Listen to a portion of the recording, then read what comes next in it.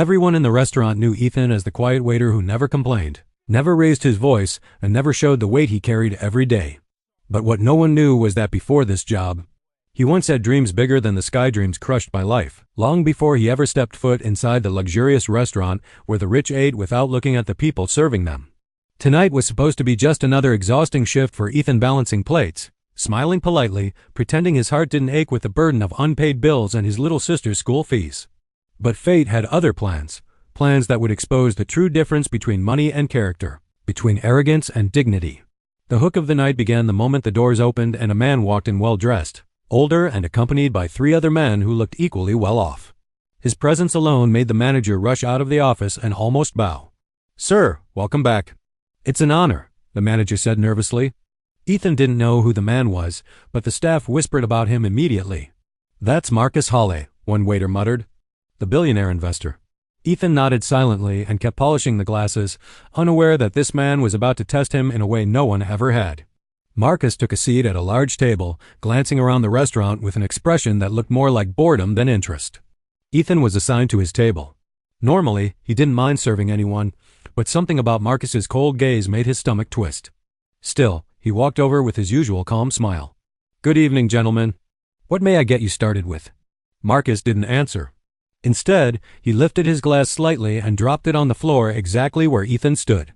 The glass shattered by Ethan's shoes. Several customers turned to look. Ethan blinked, confused for a moment. Marcus raised an eyebrow. "A real waiter would have caught that," he said, voice cold enough to freeze the room. The men with him chuckled. Ethan's chest tightened, but he knelt quietly to pick up the broken pieces. "My apologies, sir," he murmured. Marcus watched him closely, studying his reaction. Interesting," he muttered. Ethan stood up slowly, dusting his hands discreetly, and took their orders without a hint of irritation, even though humiliation burned inside him. In the kitchen, his coworker shook his head. "Man, if he threw a glass at me, I'd walk out." Ethan only smiled weakly. "I can't afford pride right now." When Ethan returned with their drinks, Marcus wasn't done. As Ethan leaned forward to place the tray, Marcus deliberately knocked his elbow. The drink spilled onto the tablecloth. Gasps filled the room. Ethan stepped back quickly, guilt washing over him. "I am so sorry, sir. Let me fix that." Marcus leaned back, observing him like a scientist watching an experiment. "Do you always apologize?" he asked calmly, "even when someone else causes the mistake?" Ethan froze for a second, meeting the billionaire's eyes for the first time. "I apologize because it prevents conflict, sir. People come here to eat peacefully. I don't want to ruin anyone's evening." Marcus nodded slowly, as if storing the answer in his mind. The manager rushed over, furious. "Ethan, how could you be so careless? Apologize properly." Ethan did. He apologized again and again, even though his hands trembled. Marcus didn't say anything. He simply watched. When Ethan brought their appetizers, Marcus pushed his plate aside. "This isn't what I ordered," he said. "Sir, this is exactly what you ordered," Ethan replied gently. Marcus narrowed his eyes. "Are you calling me a liar?" Ethan shook his head softly. "No, sir. I'm saying maybe I misunderstood. I'll replace it immediately." Marcus wasn't expecting that. He expected defensiveness, irritation, at least a hint of frustration. But Ethan remained calm, respectful, collected. As the night continued, Marcus kept testing him, deliberately confusing orders, blaming him for things he didn't do, speaking harshly, interrupting him. But Ethan never broke.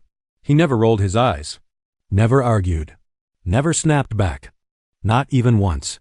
Instead, every time he was insulted, Ethan offered a humble smile.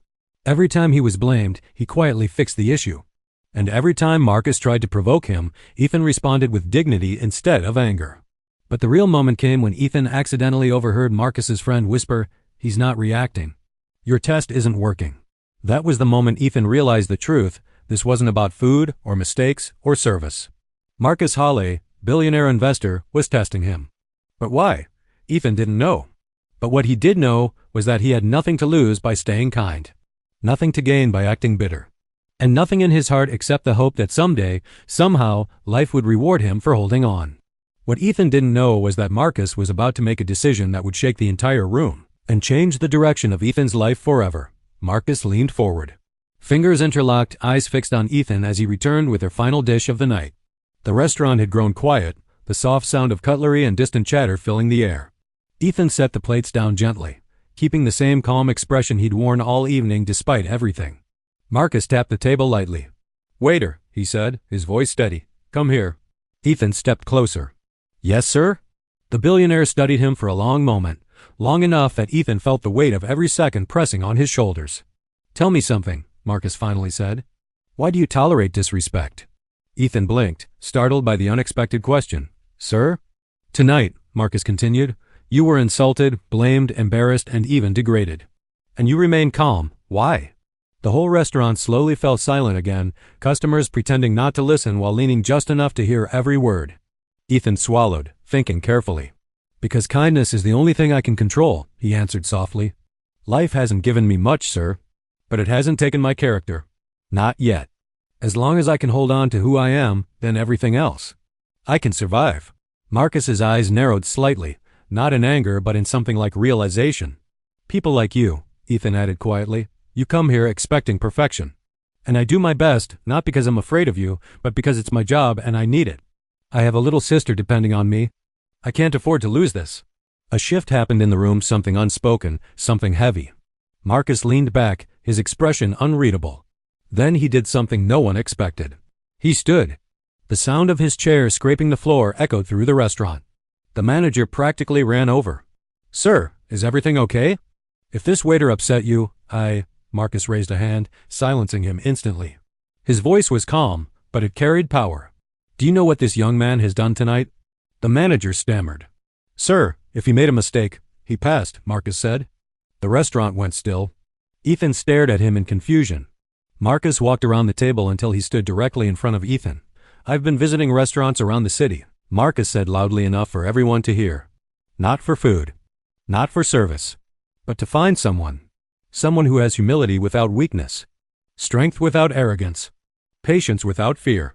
Ethan frowned slightly, unsure where this was going. Marcus looked him straight in the eyes. "You," he said, "are the first person who didn't break under pressure. Who didn't compromise his humanity. Who didn't let my test turn him bitter." Ethan's breath caught. "Sir, I wasn't trying to impress anyone." "Exactly," Marcus said. "That's why you did." Marcus reached into his coat and pulled out a card, sleek black, embossed with silver initials. He extended it toward Ethan. "Come see me tomorrow," Marcus said firmly. "I want to offer you a job." The entire restaurant erupted in whispers. The manager's jaw dropped. Ethan stared at the card in shock, unable to process what was happening. A job?"